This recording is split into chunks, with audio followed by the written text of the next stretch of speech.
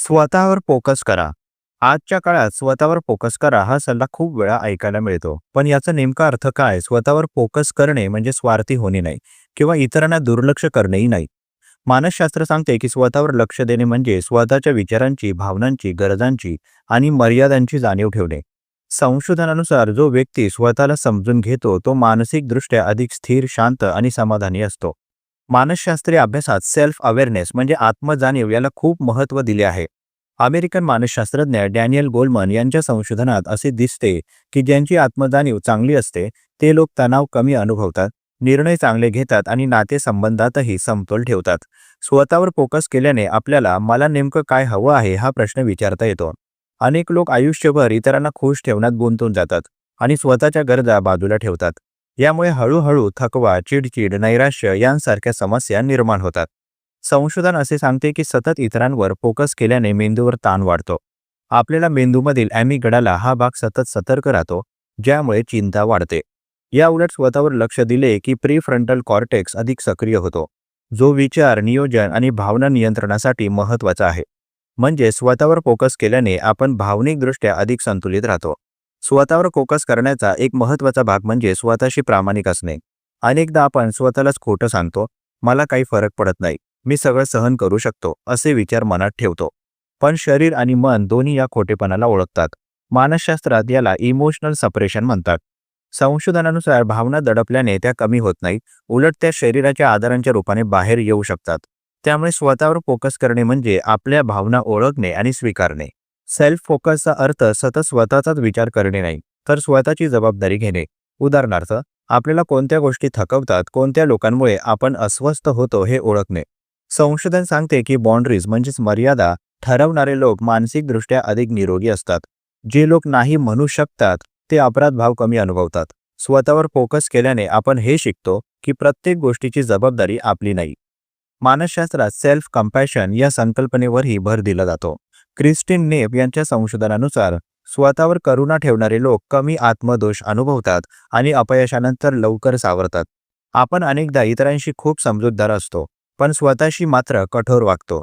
स्वतःवर फोकस करणे म्हणजे स्वतःशीही मित्रासारखे वागणे. चूक झाली तरी स्वतःला पूर्णपणे दोषी न ठरवता मी शिकतो आहे असे म्हणणे. स्वतःवर फोकस केल्याने उद्दिष्टे स्पष्ट होतात. संशोधनानुसार जे लोक स्वतःची मूल्य ओळखतात त्यांची उद्दिष्टे अधिक स्थिर असतात. उदाहरणार्थ, पैसा, प्रसिद्धी किंवा इतरांची मान्यता यासाठी धावण्याऐवजी मला अर्थपूर्ण आयुष्य कशात वाटते हा प्रश्न महत्त्वाचा ठरतो. जेव्हा उद्दिष्ट स्वतःच्या आतून येतात तेव्हा त्यासाठीची ऊर्जा जास्त टिकते. आजच्या सोशल मीडियाच्या काळात स्वतःवर फोकस करणे अधिक कठीण झाले आहे. सतत तुलना होते. मानसशास्त्रीय अभ्यास सांगतो की सतत तुलना केल्याने आत्मविश्वास कमी होतो आणि असमाधान वाढते. स्वतःवर फोकस करणे म्हणजे इतरांच्या आयुष्याशी स्वतःच्या आयुष्याची तुलना कमी करणे. प्रत्येकाचा प्रवास वेगळा आहे ही जाणीव ठेवणे.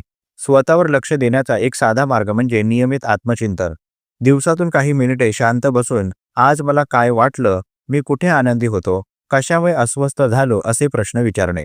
संशोधनानुसार जर्नलिंग म्हणजे लिहून व्यक्त करणे मानसिक आरोग्यासाठी खूप फायदेशीर आहे.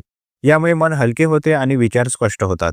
स्वतःवर फोकस केल्याने नातेसंबंधही सुधारतात, कारण जो व्यक्ती स्वतःला समजतो तो इतरांनाही चांगल्या प्रकारे समजू शकतो. स्वतःच्या भावना ओळखल्याशिवाय दुसऱ्याच्या भावना समजणे कठीण असते. त्यामुळे स्वतःवर फोकस करणे म्हणजे नाती तोडणे नाही, तर नाती अधिक प्रामाणिक बनवणे. शेवटी मानसशास्त्र एक गोष्ट स्पष्ट सांगते की स्वतःवर फोकस करणे ही गरज आहे.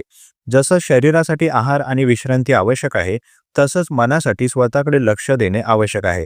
स्वतःला समजून घेणारा माणूस आयुष्यातील चढ उतार अधिक शांतपणे स्वीकारू शकतो. म्हणूनच स्वतःवर फोकस करा. याचा अर्थ स्वतःला प्राधान्य द्या, स्वतःची काळजी घ्या आणि स्वतःच्या आयुष्याची जबाबदारी स्वतः घ्या. हे केल्यानेच आयुष्य अधिक संतुलित, अर्थपूर्ण आणि समाधानकारक बनते. प्रस्तुत मानसशास्त्रीय लेख तुम्हाला कसा वाटला जरूर कळवा. तुमची प्रतिक्रिया आमच्यासाठी महत्त्वाची आहे. तुम्ही सुद्धा कमेंट बॉक्समध्ये एखादा विषय लेखनासाठी सुचवू शकता. त्यावर लवकरात लवकर आम्ही व्हिडिओ प्रकाशित करण्याचा प्रयत्न करू. तसेच हा उपयोगी व्हिडिओ उपयोगी लोकांना जास्तीत जास्त शेअर करा. मानसशास्त्र संबंधित अशाच नवनवीन माहितीसाठी आम्हाला फॉलो करायला विसरू नका आणि आपल्या अधिकृत व्हॉट्सॲप चॅनलमध्ये सहभागी होण्यासाठी 9137300929 या क्रमांकावर व्हॉट्सॲप करा. तेथे लगेचच तुम्हाला व्हॉट्सॲप चॅनलची लिंक मिळेल. मानसिक समस्येवर गोळ्या घेण्यापेक्षा अधिकृत मदत घ्या. त्यासाठी वर दिलेल्या क्रमांकावर फोन किंवा व्हॉट्सॲप करू शकता. लवकरच एका नवीन विषयासोबत इथेच भेटूया. तूर्तास धन्यवाद.